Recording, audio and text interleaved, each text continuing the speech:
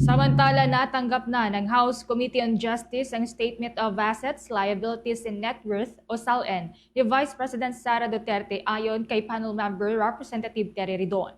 Batay sa tala, tumaas ang net worth ni Vice President Sara mula 71 million pesos noong taong 2022.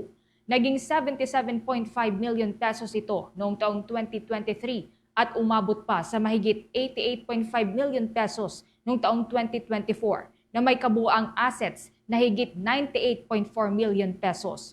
Ayon kay Representative Ridon, susuriin nila kung makatwiran ang pagtaas ng yaman at kung may unexplained wealth o hindi may paliwanag na yaman.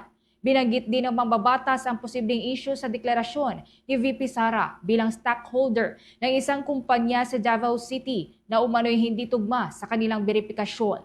Tatalakayin ito sa pagpapatuloy ng pagdinig sa impeachment complaints ngayong araw, kung saan inaasahang dadalo sina Ombudsman Jesus Crispin Remulla, mga kinatawan ng Anti-Money Laundering Council at dating senador na si Antonio Trillanes IV kasama mga opisyal ng Bureau of Internal Revenue at Securities and Exchange Commission.